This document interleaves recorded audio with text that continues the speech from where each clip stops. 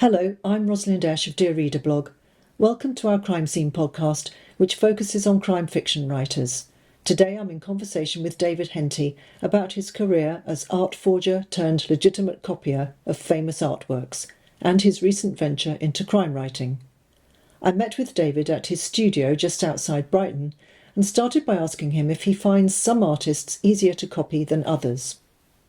I wanted to ask you, do you find some styles easier to copy than others? Yeah, definitely. Are you? Yeah. If I haven't got an affinity with an artist, So you I'm not have to have interested. an affinity with the artist. Yeah. But presumably some of them, even though you've got that affinity, do you find them a bit harder to do? Is it anything to do with period or no? No, but if I haven't got an affinity with an artist, I can't. You don't do them at all. Just not interested, and I can't get the grips because you have to do that background research and. Can you think of one as an example? Yeah, I had to do a commission for Frida Kahlo. Right. Which I got a commission through the galleries, and it was Frida Kahlo with I think she had a thorns around her neck with some blood, and maybe a bird or something. I can't quite remember. But I thought, it's easy. I looked at the picture, I think I'll just paint that, and I couldn't get her. Just couldn't get her. I struggled and struggled Couldn't and get struggled. into the mindset. I couldn't. Yeah, exactly. It wasn't really my cup of tea either. That sort of work, and she's a fantastic artist. I don't take nothing away from her, but it just wasn't my cup of tea. Yeah. And I couldn't get it. And in the end, I did. But it was like, just. Were you not happy with it when you'd done it, or? I was happy with it, but it was a real labour. I mean, things like that, I enjoyed every moment of painting that. Have you ever been defeated by anything? Loads of times, yeah. Because you obviously did do one of her, but and sold it. have there been any way you've had to say, actually, no, I've given up, I can't do this? Yeah, I lose interest. So it's not technically that you can't do it; it's that you can't motivate yourself to do it. Yeah, I'm not in that mindset, and I think that's you've got a lot to do with it. You have to be it's psychological rather than technical. Yeah.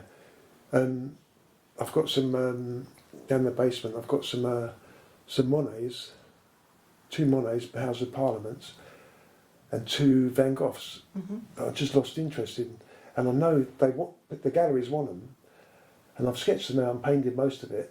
And I just can't bring myself. They've been there for about 2 years, I think.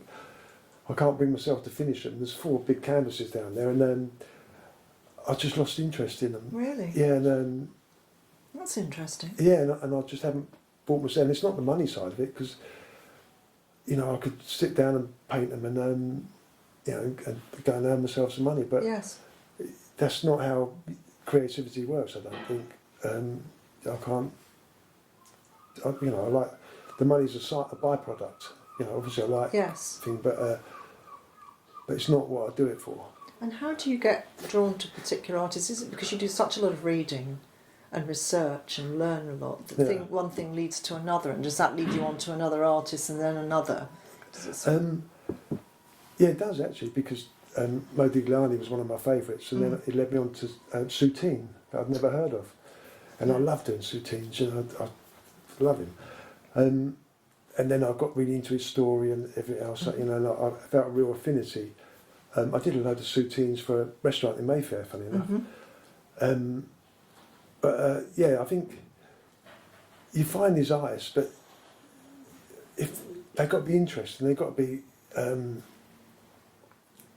could make a lot more money if I did sort of contemporary stuff. Roy Lichtenstein, the galleries all want different ones. I can make a lot more money quite easily because they've got things for it, but I'm not interested in doing it. And then I may as well go and get a job if I'm going to do something that I'm not really interested in. Give me a Basquiat or give me a Caravaggio, or I love Lowry. I'll just do them for pleasure.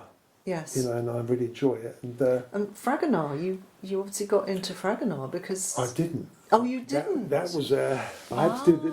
Peter... I thought you did because of Peter's book. I thought you did a copy for him of a Fragonard. I did, yeah. Yeah, but what happened was Peter said to me, we're going to do...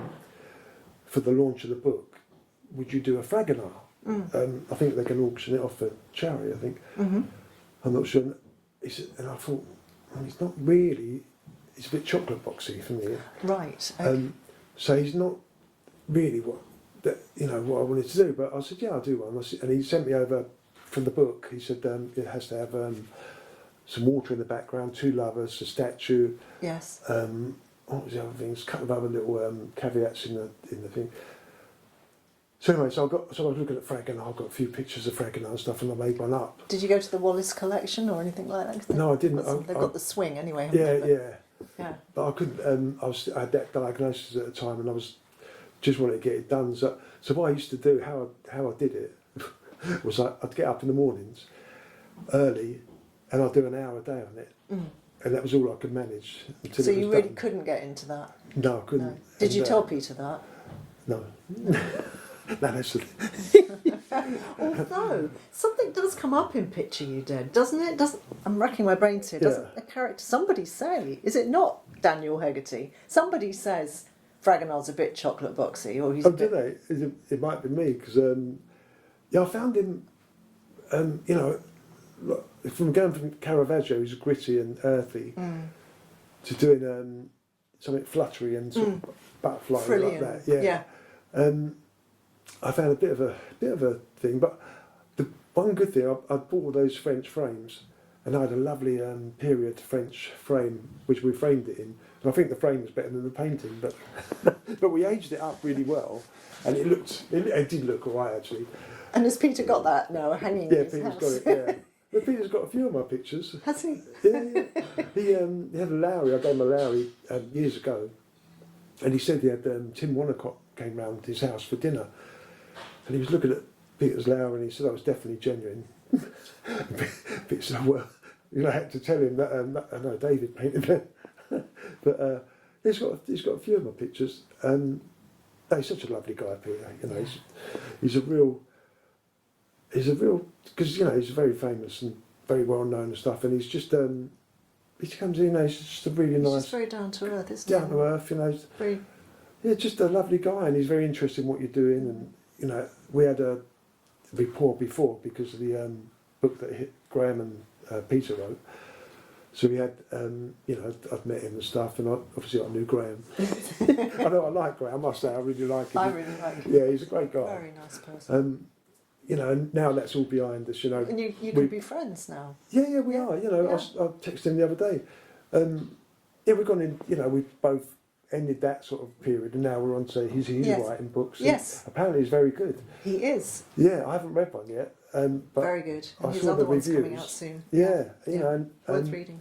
So we've both gone onto different paths, Yes. which is fantastic. And You can put all that behind you and get we, on as we have a people. laugh, Yes. because sometimes, I said to him, I still know a couple of boys, a little bit on the other side of the law.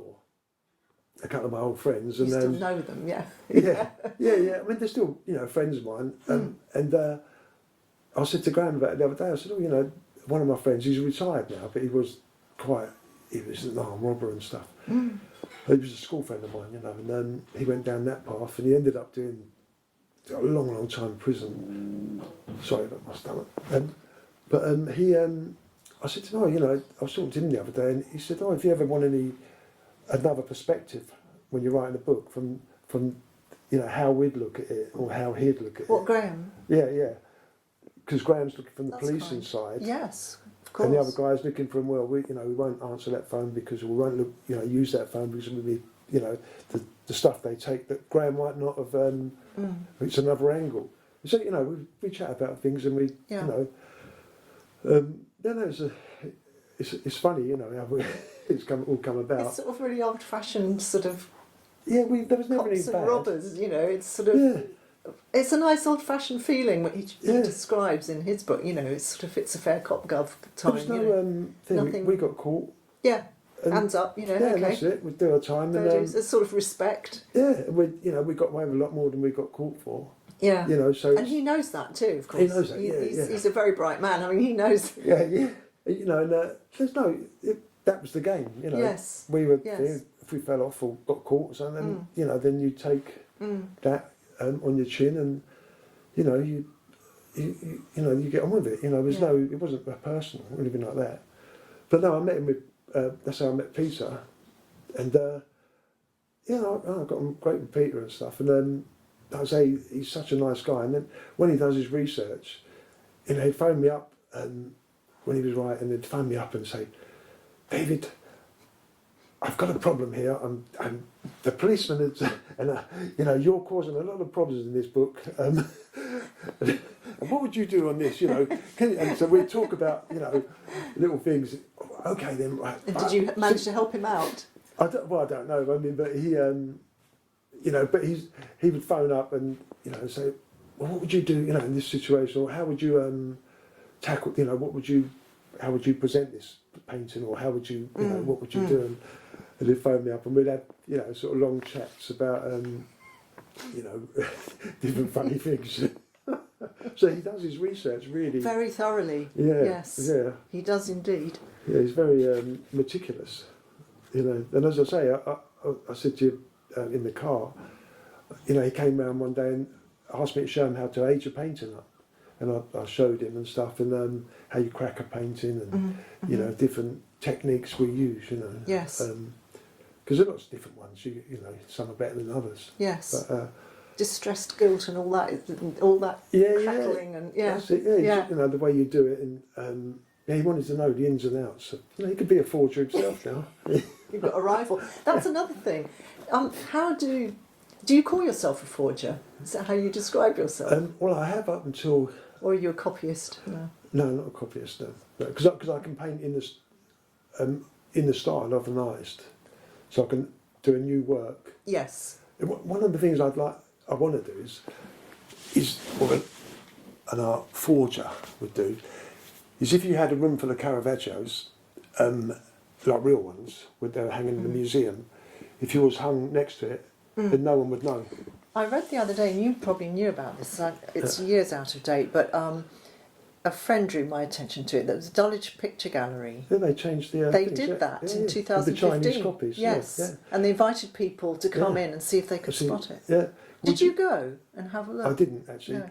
but because I know what the Chinese copies are like. But there's a thing Billy and I always say, Billy the Brush and I always say, if you put a painting in the right setting, no one would know. Is this because it's this thing of seeing what you want to see, or what you're expecting? Yeah, to I mean, see? would you expect to have my Renoir hanging in the French chateau? No. Would you expect it to be a fake?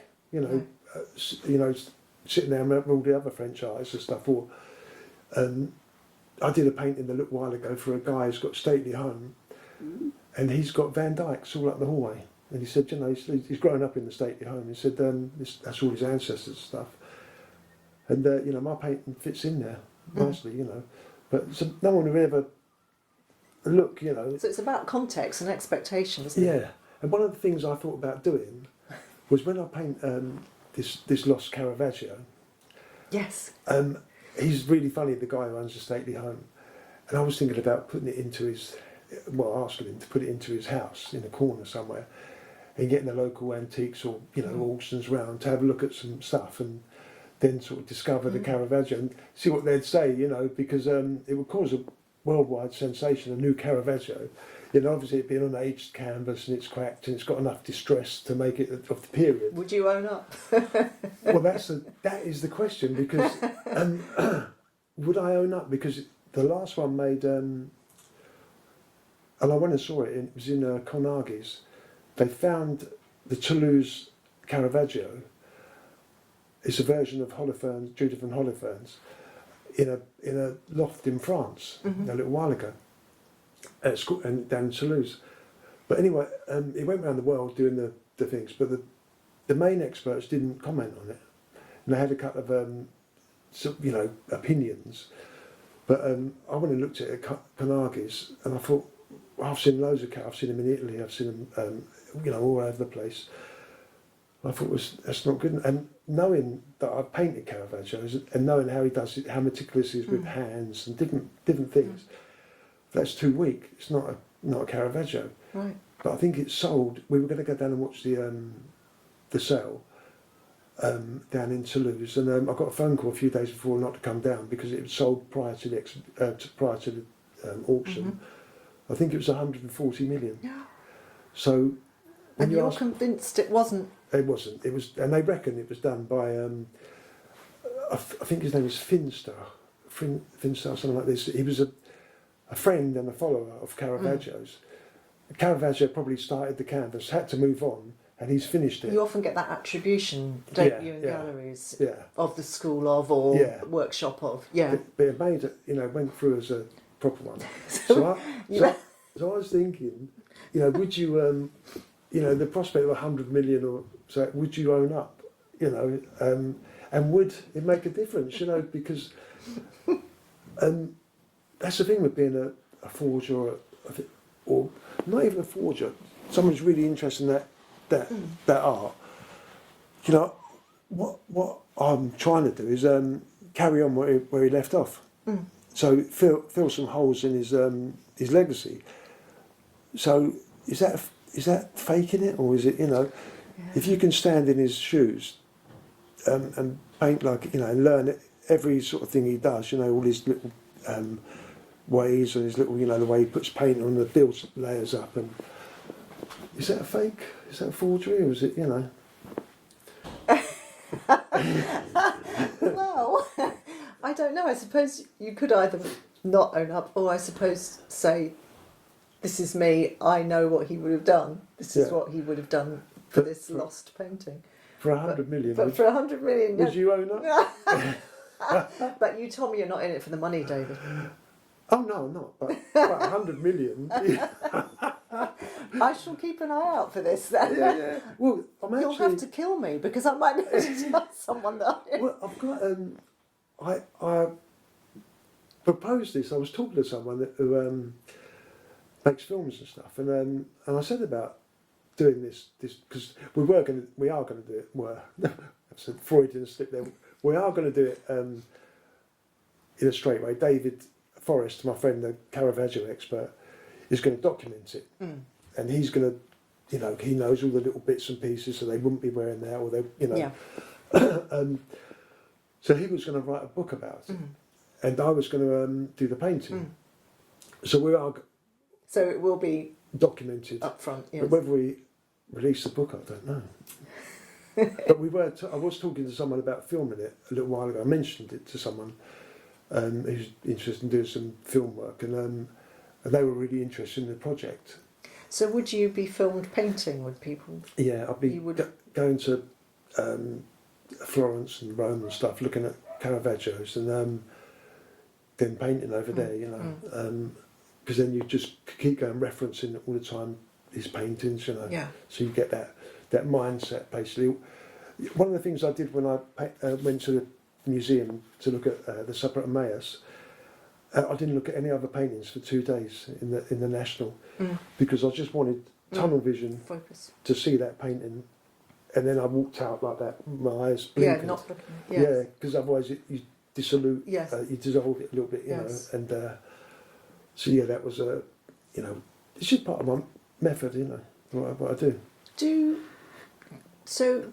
Is there a rivalry between people like yourself who do this, or Yep. yes, or is there a sort of friendly community of art? No. So you're all rivals, and Billy the Brush is we're not rivals because he paints moderns and I paint the oldies, so we're not right. We never crossed each other like that. Right. And we swap information, and we have weekly. I meet him Friday, funny enough. by modern. So what's his starting point? Who? The 60s American, he writes, and he does really well because they're easy to get the materials. And you go up. Do you have a I like the old. I mean, if I could, I would be painting stuff like that. But you do Basquiat, and you do Rockwell. You did that. Yeah, I've got Amazing. I've got a Rockwell in there. I'll show you in a little while. It's behind all the other paintings. But, I love Rockwell. But there is a sort of... So everybody... I mean, I don't know how many people there are in the world. You've got your skill and your there's a few artistic of us, talent. I mean, There's And people there with more talent than I have, you know, but tenacity is part of it, you know. Oh yes, what is it? 99% perspiration and 1% And that's the inspiration. thing, you know. Leonardo only completed so many paintings in his life, you know. And on his deathbed, he said, "Oh, I should have done more paintings," because Did he? He was. But he did so much other stuff as well, didn't he? I mean, but nothing ever finished. But he was making all these designing machines and doing all this scientific stuff, and he broke, you know, the cutting the bodies up and stuff, and you know, mapping out the veins and all the heart, and you know, that drawing of the child inside the womb and stuff. You know, when he listed all the things that he did. Yeah. He was the first one to do maps, you know. Painter at the bottom, basically. I mean, yeah. So he was a busy man. Oh yeah, but he never finished a lot. Right. You know, and I think that's, you know, sometimes like painting a painting like that Supper at Mayus, which is quite a big painting, technical. It is very big. You know, sometimes you think, oh dear, I've had enough today, but you know, you have to keep pushing through. Do you push through that? Yeah. How many hours do you work a day? Do you have a sort of average? Do you have a routine, and you make yourself do so many hours? Yeah, yeah. I mean, I'm only recovering from that operation, so I'm still getting really tired. So I paint in the mornings. I get up usually when I'm fully fit, match fit. I'm up at 6 and I'm downstairs painting. I like it nice and quiet. I have a cup of tea and I'll just start painting, and and I'll paint till about 10. Take the dogs for a walk, have breakfast, come back, have a little, you know, play on my phone or phone people up and talk to people, and then I'll come back to it, you know, and you know.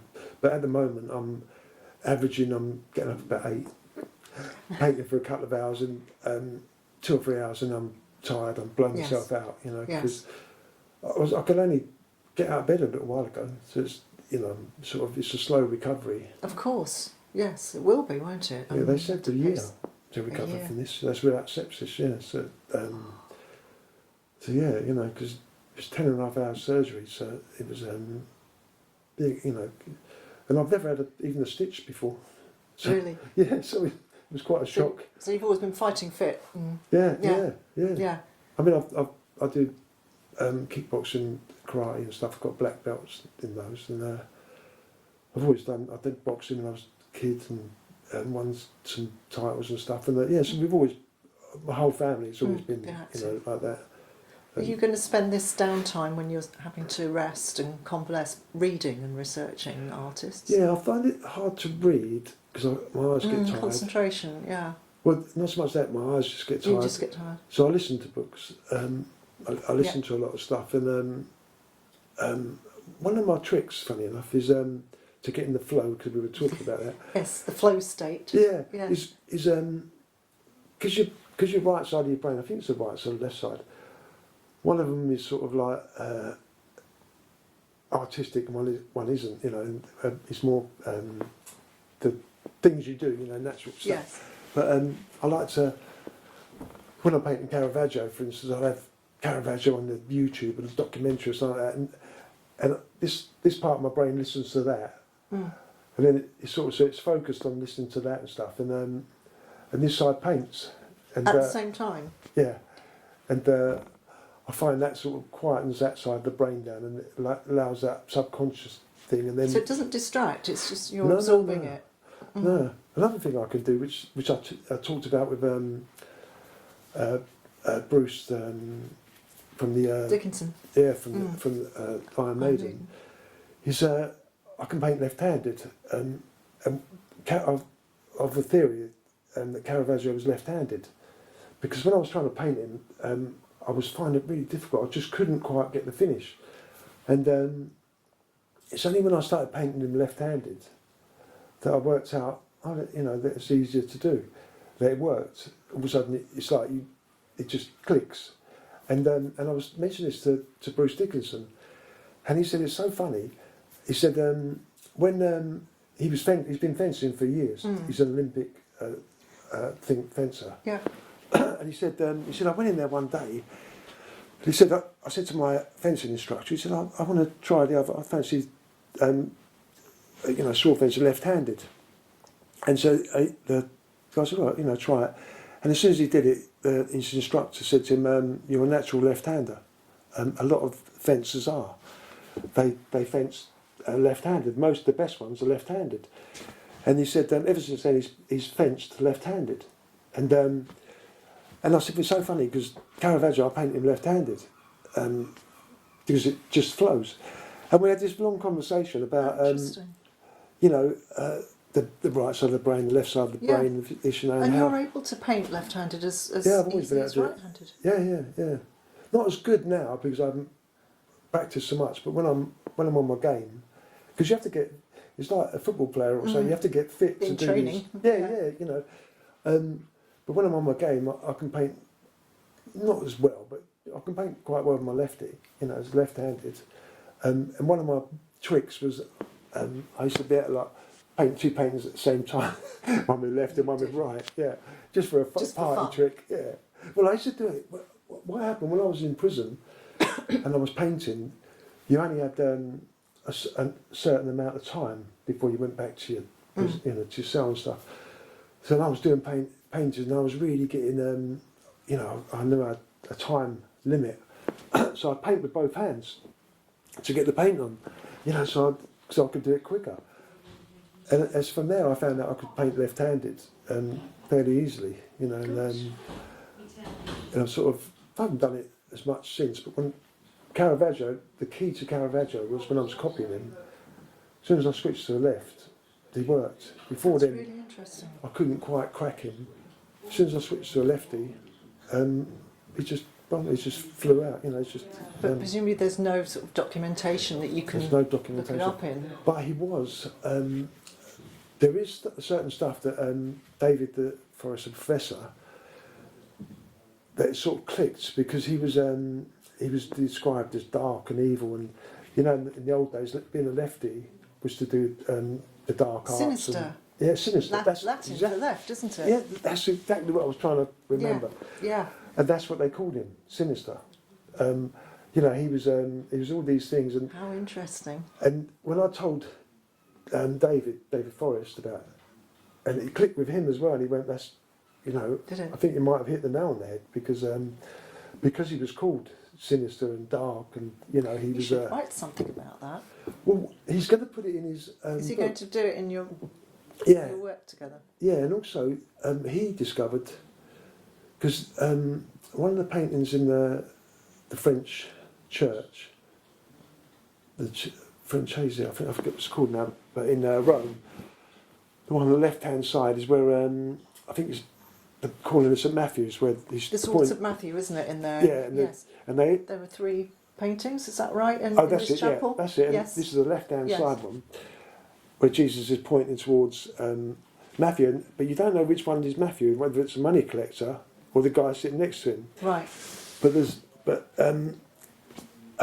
David said, the guy, what's the name, Caravaggio's from Milan, where they were great sword makers and everyone fenced and stuff. And he was a really good sword fencer.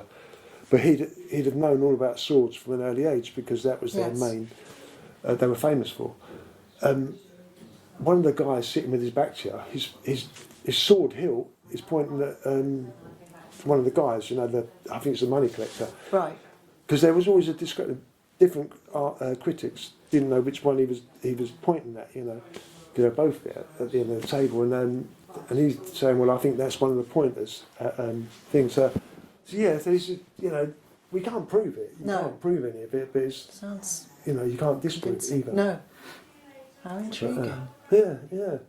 It's funny, Caravaggio. Funny. It's not a word you normally associate with him, is it? But No. Thank you for listening to part 3 of this